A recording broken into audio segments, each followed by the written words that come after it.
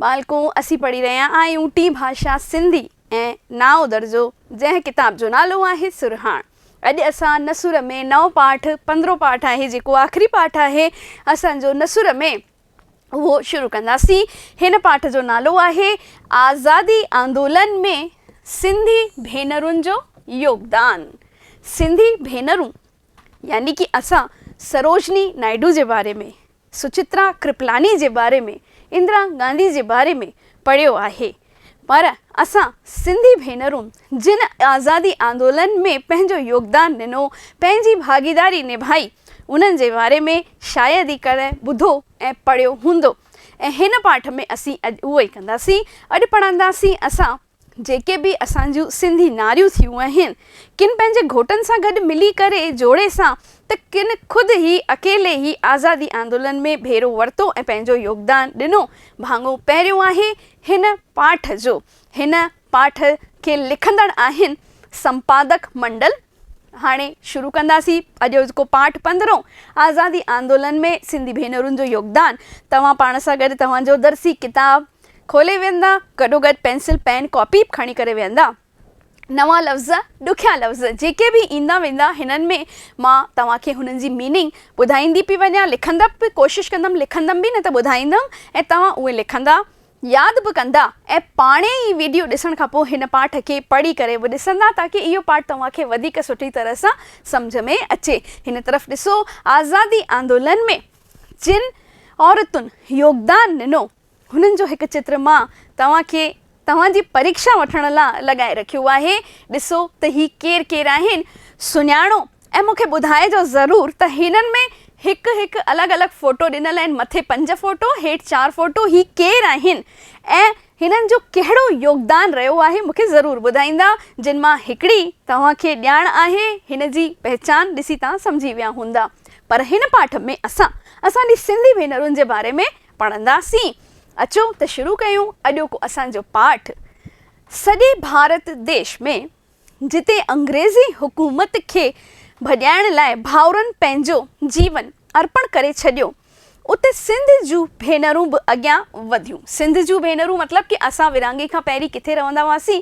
असां विरहाङे खां पहिरीं सिंध में रहंदा हुआसीं ऐं उते सिंधी भेनरुनि पंहिंजो योगदान ॾिनो हो। कीअं ॾिनो हुन जे बारे में असां पढ़ंदासीं कि हुननि पंहिंजो पूरो जीवन, समूरो जीवन, ज़िंदगी ही आज़ादी आंदोलन में अर्पित करे छॾी। उन्हनि आज़ादी खे हासिल करण में लगातार पंहिंजो सहयोग ॾिनो। हिन आज़ादी जी लड़ायुनि में भेनरुनि जी ज़फ़ाकशी क्रांति जी नई लहर पैदा करे छॾी। ज़फ़ाकशी थींदी आहे हुननि जेकी अथाह महिनत कई, हुन चाहे उहो दिमाग़ी हुजे चाहे शारीरिक हुए। शारीरिक कीअं? उहे लड़ियूं आज़ादी हासिल करण लाइ, पंहिंजो पाण खे जेल में क़ैद करे छॾियऊं, जेल मोकिले छॾियऊं, जेल वयूं हली ऐं पंहिंजे पाण खे झोंके छॾियऊं कि भई असांखे त भारत जी आज़ादी खपे ई खपे। अर्पण करे छॾणु मतिलबु समर्पित करे छॾनि। हुननि सहयोग ॾिनो ऐं लगातार सहयोग कयो। अॼुकल्ह जी औरत पहिरीं माइटनि वटि पढ़ंदी आहे, लिखंदी आहे, पोइ हुनजी शादी कराए छॾंदा आहिनि। हू पंहिंजी घर गृहस्थी में व्यस्त थी सोचंदी आहे मुंहिंजी त ज़िंदगी मटिजी वई।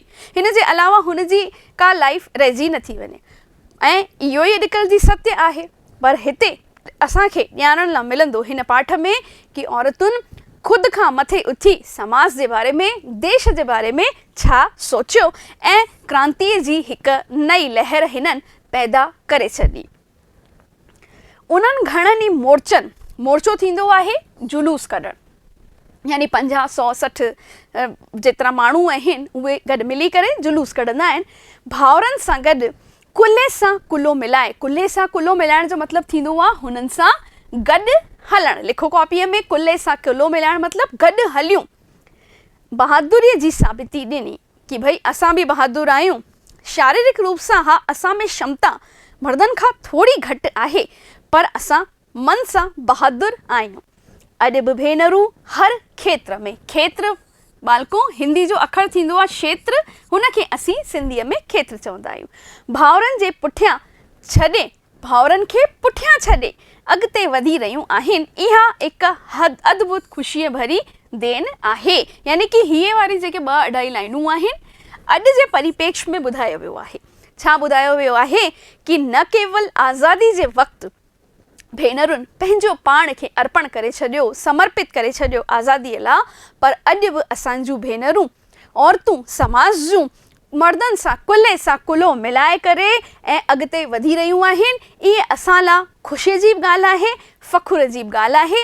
यानी असांखे पंहिंजे पाण ते प्राउड फील थींदो आहे कि भई अहिड़ियूं औरतूं असांजे समाज में थियूं आहिनि। अहिड़ी तरह आज़ादीअ जे आंदोलन में सिंध जी भेनरूं बि पुठिते न रहियूं। उहे बि घर छॾे, ॾिसो केॾी न वॾी ॻाल्हि लिखियलु आहे बालको, पंहिंजो घर छॾे करे ॿाहिरि निकितियूं भाउरनि सां गॾु ऐं लड़ाईअ में हुननि जो पूरो साथ ॾिनऊं। यानी कि पुरुष प्रधान समाज में असीं रहंदा आहियूं, असांखे लॻंदो आहे कि हिन समाज खे अॻियां वधाइण जो कमु, हिन समाज खे जेको आहे सुठी माॻ ते पहुचाइण जो कमु, वैज्ञानिक आविष्कार करण जो कमु, आज़ादी जी लड़ाई खां वठी अॼु ताईं 21वीं सदीअ ताईं जा कम मर्दनि कया आहिनि, पर इहो ग़लति आहे। औरतुनि बि पंहिंजो योगदान असांखे ॾिनो आहे ऐं हिते नालनि समेत ॾिसो मां फ़ोटो लॻायूं आहिनि हुननि औरतुनि जूं जिन आज़ादी ॾियारण में पूरो पंहिंजो सहयोग ॾिनो। गॾोगॾु असांजे समाज जी जेके बंधन आहिनि, ॿेड़ियूं आहिनि औरतुनि लाइ, उन्हनि खे तोड़े पंहिंजो घर ॿार गृहस्थी छॾे ऐं हलियूं आज़ादी जी लड़ाई लड़ण। हिन आज़ादीअ जे आंदोलन में दौरान मतिलबु हुन वक़्त जी ॻाल्हि करे रहिया आहिनि भई जंहिं वक़्तु आज़ादी जो आंदोलन हली रहियो हो, 1947 खां पहिरीं जी ॻाल्हि हिते ॿुधाए रहिया आहिनि। सिंधी भेनरुनि जो बि हिकु ख़ासि मिसाल रहियो। मिसाल थींदो आहे ॿारको, असां हिंदीअ में हिन खे चई सघूं था उदाहरण। ज़ाल मुड़ुस जा केतिरा ई जोड़ा गॾिजी बहिरो वठंदा रहिया। यानी कि ज़ाल मुड़ुस जा जोड़ा, यानी कि ईअं न आहे कि केवल आदमी विया त ॿिए घरनि जूं औरतूं वयूं, ईअं थियो, पर कुझु घर अहिड़ा बि हुआ जिते ॿई यानी जोड़ा ज़ाल मुड़ुस ॿई आज़ादी जी आंदोलन में पंहिंजो योगदान ॾिनो, जिन में कुझु नाला आहिनि। हाणे बालको इहे नाला असांखे इम्तिहाननि में अची सघनि था, सुठी तरह पढ़ंदासीं सम्झंदासीं। हीरानंद करमचंद ऐं उन जी ज़ाल कमला, यानी कि हिते हस्बैंड ऐं वाइफ ॿिन्हिनि जो नालो लिखियलु आहे। अंडरलाइन थी कयां मां तव्हांखे त सम्झ में ईंदो। हीरानंद करमचंद ऐं हुननि जी ज़ाल जो नालो हो कमला।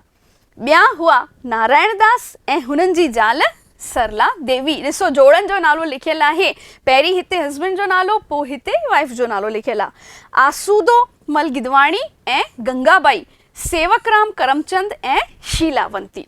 हिन जे अलावा बि खूब नाला ॾिनल आहिनि त भई जॾहिं आज़ादी जो आंदोलन हली रहियो हो त मुड़ुसु वियो त उन जे पुठियां हुन जी ज़ाल बि साॻियो पंहिंजो योगदान कॉन्ट्रीब्यूशन ॾियण लाइ आज़ादी आंदोलन में वई हली।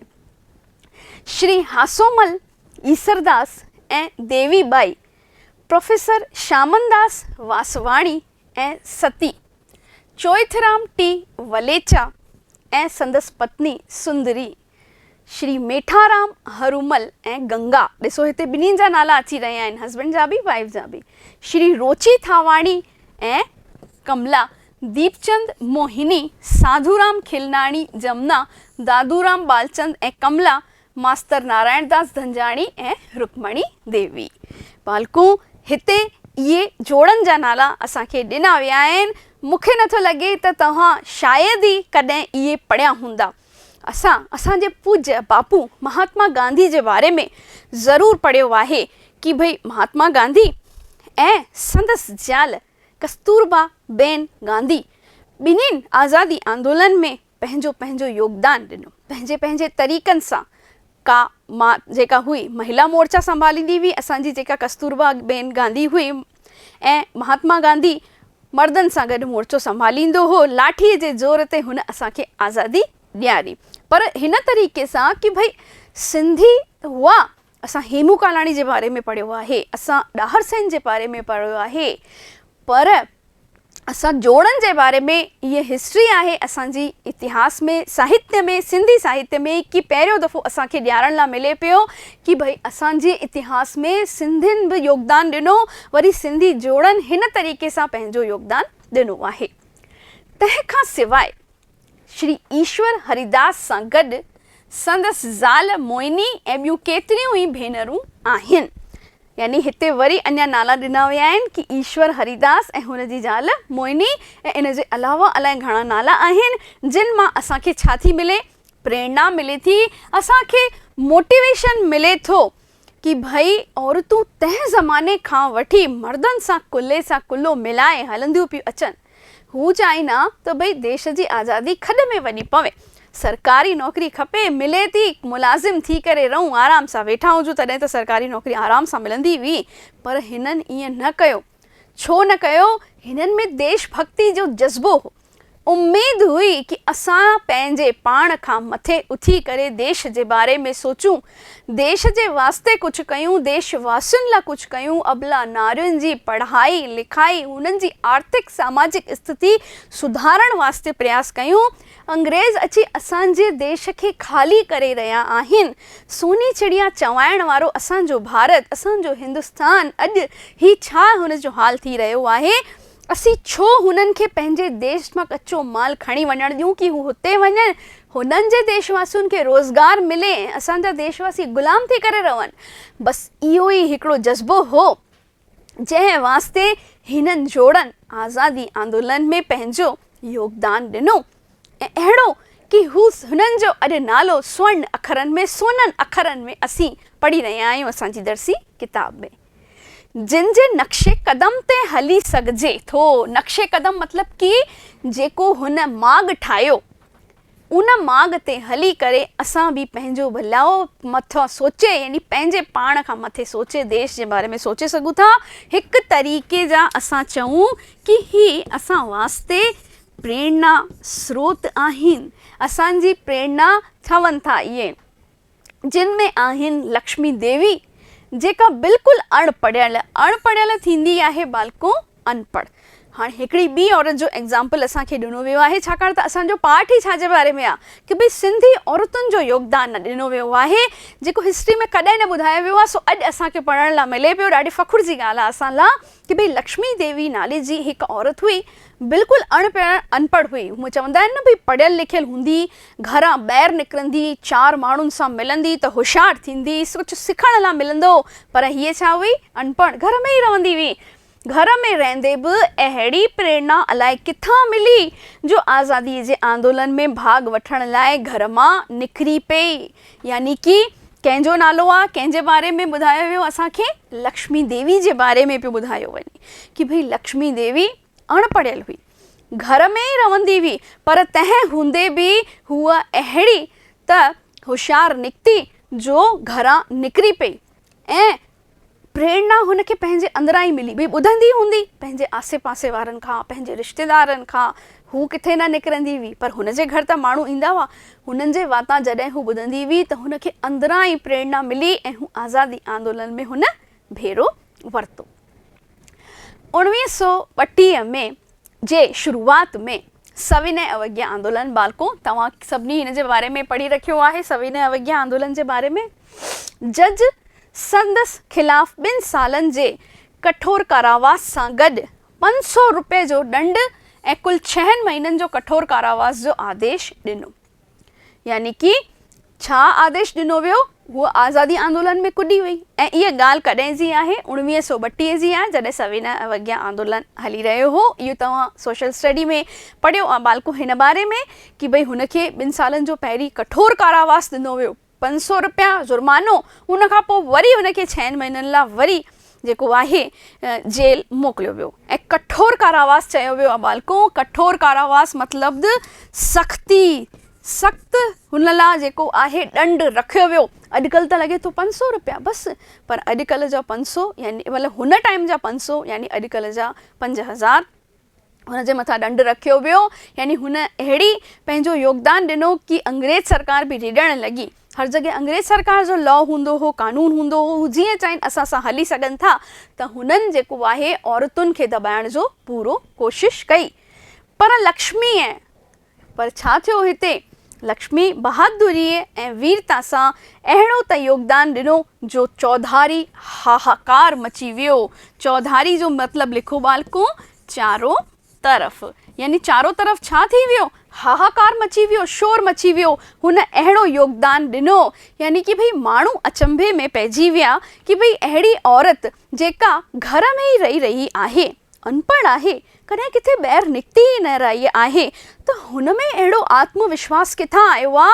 हूअ अहिड़ो आज़ादी में पंहिंजो योगदान ॾेई रही आहे कि अंग्रेज़ सरकार बि लक्ष्मी देवी जी बहादुरीअ सां ॾिनी वई ऐं हुनखे पहिरीं 2 सालनि जी सज़ा ॾिनी वई, वरी 500 रुपया जो ॾंढ रखियो वियो, तंहिंखां पोइ वरी 6 महीननि जो कठोर कारावास लक्ष्मी देवी खे ॾिनो वियो।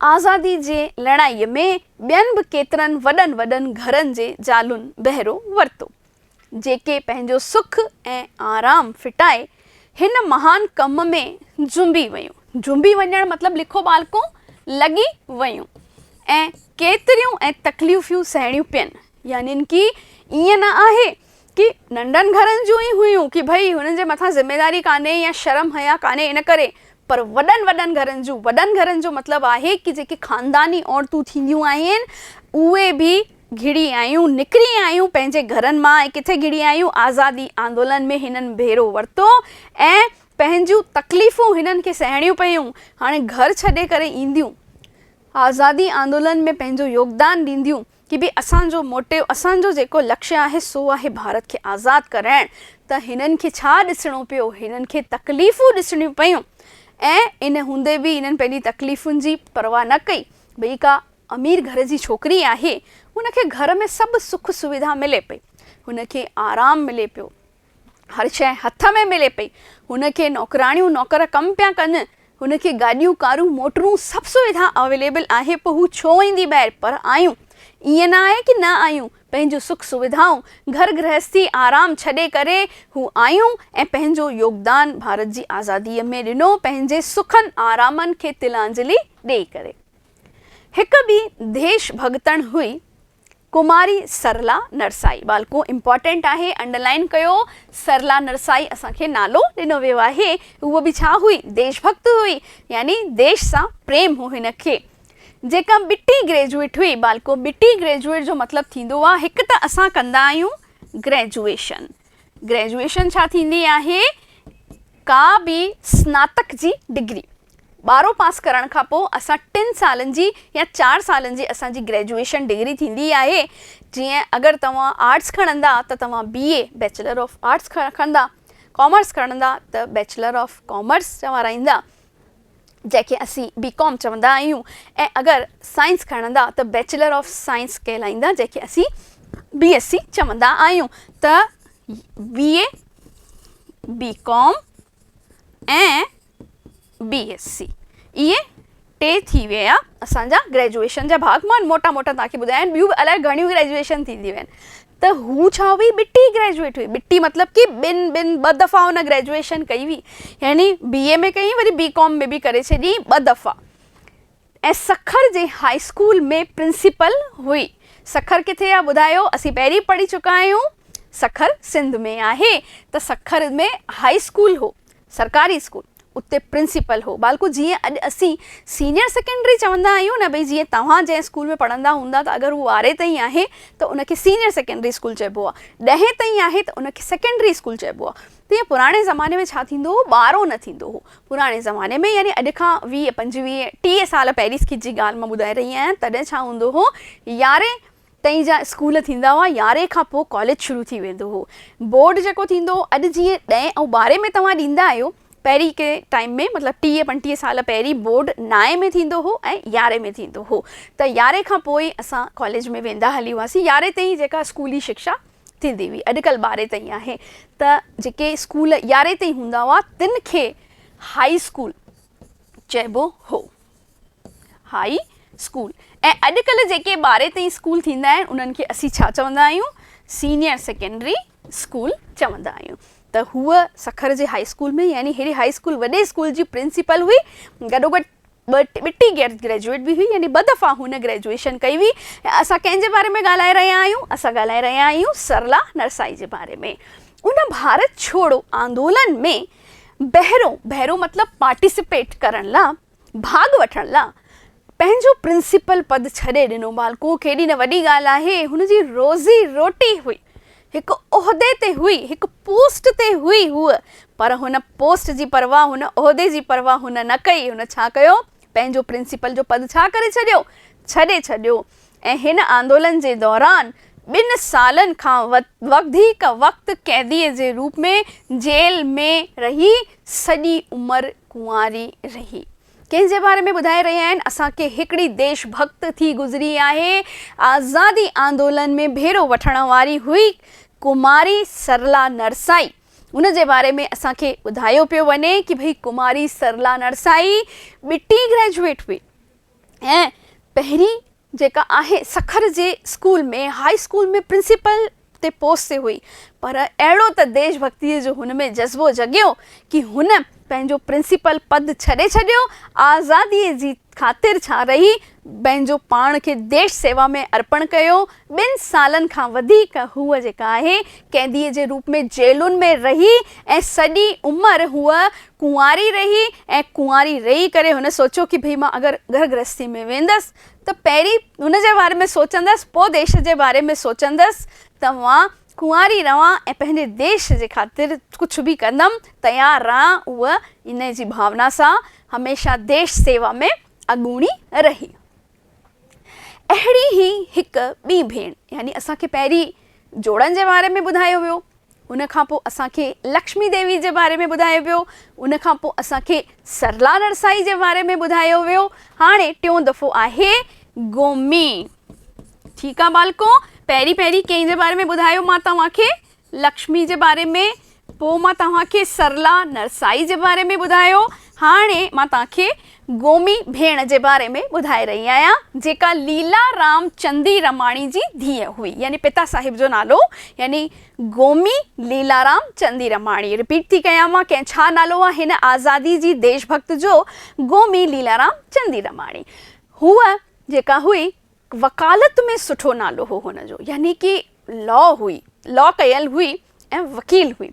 उन जी भेण सतीअ बि आंदोलन में पंहिंजूं सेवाऊं ॾिनियूं, यानी कि हिन आदमी जंहिंजो नालो आहे लीलाराम चंदी रमाणी साहिब, हुन जी 2 धीअरुनि आज़ादी आंदोलन में पंहिंजो योगदान ॾिनो ऐं हिननि जो नालो हो गोमी ऐं सती। केॾी न फ़खुर जी ॻाल्हि हूंदी बालको हिन लाइ कि भई हुन जूं 2 धीअरूं जेके आहिनि आज़ादी आंदोलन में भेरो वरितो हो। त बालको इहो जेको आहे असीं पढ़ियोसीं अॼु भाङो पहिरियों पार्ट 1 असांजे पाठ जंहिंजो नालो आहे आज़ादी आंदोलन में सिंधी भेनरुनि जो योगदान। असांखे ॿुधायो वियो कि भई पंहिंजे पाण खां मथे उथी करे, गृहस्थ जीवन में रही करे बि पहिरीं त असांखे ॿुधायो वियो कि भई सिंधी जोड़नि, यानी जोड़नि समेत माई ऐं मर्द 2 आज़ादी आंदोलन में भेरो वरितो।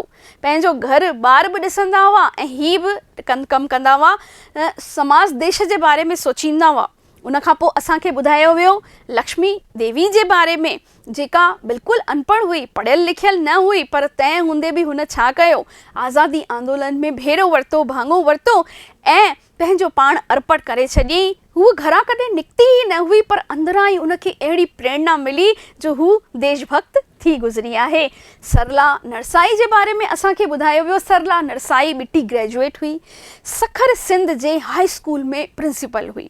अहिड़ो त हुनखे देशभक्ति जो जज़्बो जाॻियो, भई जंहिं डबल ग्रेजुएशन कई हूंदी त सोचो पढ़ाई में बि केतिरी न होशियारु हूंदी, इंटेलिजेंट हूंदी, पर तंहिं हूंदे बि हुन छा सोचियो कि भई मां देश सेवा कंदमि। देशभक्त हुई ऐं पंहिंजी नौकरी छॾे देश सेवा में, देश जे आज़ादी आंदोलन में जुंबी वेई, लॻी वई।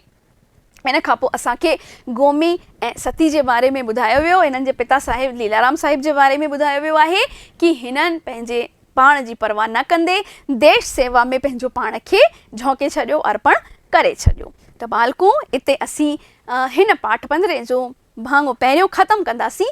हाणे ॿिए भाङे में असीं मिलंदासीं, जंहिंमें असीं पाठ खे पूरो ख़त्मु कंदासीं, पढ़ंदासीं, सम्झंदासीं। मिलूं था अॻिले पाठ में, ॿिए पाटे में। तेसीं ताईं नमस्ते।